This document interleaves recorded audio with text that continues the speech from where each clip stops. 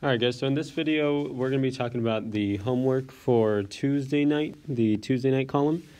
And the Tuesday night column wants you to solve the equations. And so all of these 5 here are examples of equations. Now we are going to need to solve for the variable in each of these equations. And just as a reminder, an equation is defined as a statement, a mathematical statement, in which both sides of the equation are true. Are equal.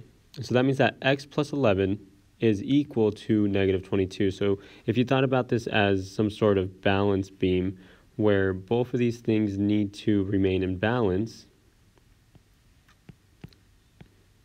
in order, or both of these things need to be equal in order to have a balance, this being x plus 11 and this being negative 22, then an equation means that both the sides are always have to be in balance.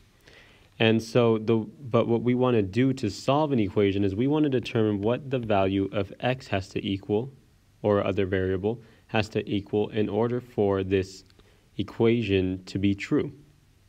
And so the way of doing that is to get x by itself and get rid of everything around x. So we want to get rid of this 11 here. Well, we talked about this a while back about how if you're going to get rid of this 11, because it's surrounded by a plus sign, we're going to need to either add or subtract something to 11 in order to turn it to 0. Now the easiest thing you can do is to use the opposite operation. So the opposite operation. And this is, I'm going to use a thinner brush here. So we can use the opposite operation. Well, the opposite just means, use like the other form of it, and then operation stands for addition, subtraction, multiplication, or division. So the opposite operation of addition is subtraction, and the opposite operation of multiplication is division, and vice versa. So here what I'll do, in order to solve out for x and get rid of this plus 11, I'm going to use the opposite operation. I'm going to do minus 11. And because I subtracted 11 from the left side, and this is an equation, both sides have to be equal, I'm going to also subtract 11 from the right side. Now, x plus 11 minus 11, those are going to cancel out, and is going to leave you with just the x as we have down here. Over on the right side, negative 22 minus 11, negative 22 minus 11 is the same thing as negative 22 plus negative 11 if you do a keep change. And negative 22 plus negative 11, well, that's going to equal a negative 33.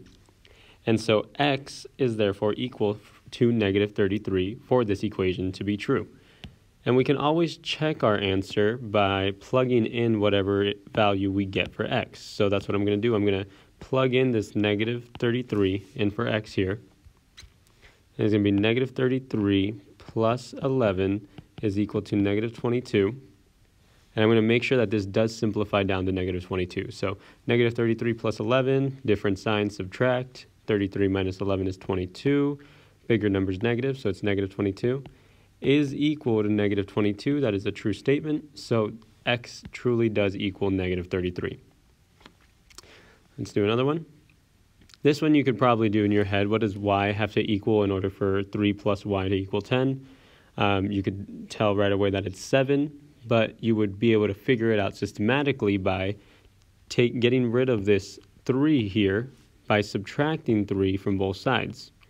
3 minus 3 cancels out to leave you with just y, and then 10 minus 3 will leave you with 7. And so y must be equal to 7, and we just discussed how 3 plus 7 will equal 10.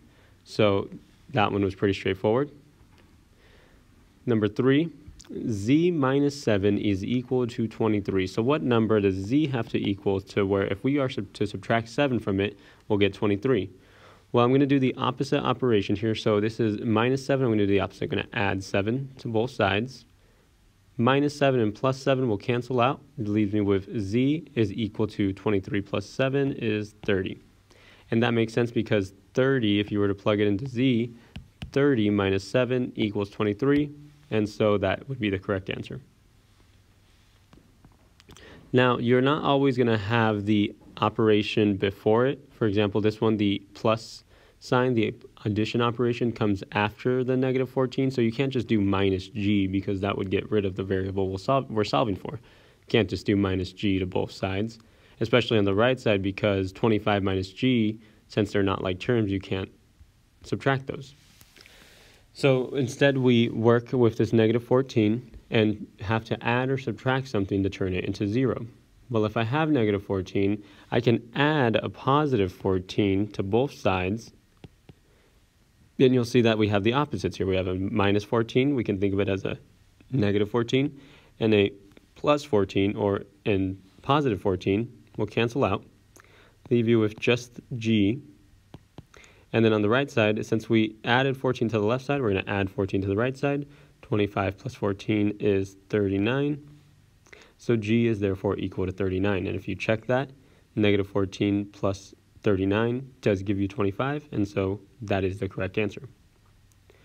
And then we've got the very last one, t minus 51. In this case, the operation does come before the number, so that tells me right away that I can do plus 51 in order to get rid of it. And I'm going to do the same thing on the right side. I'm going to add 51. This is going to cancel out, leave me with just t. And then negative 126 plus 51, opposite signs or different signs means subtract. 126 minus a 56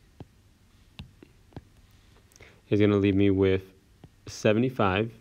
And then the bigger number was negative, so it's going to be a negative 75. So t is equal to negative 75. Let's test that. We're going to do negative 75 minus 51 is equal to negative 126. Negative 75 minus 51 is the same thing as negative 75 plus negative 51, which equals negative 126. And that is a true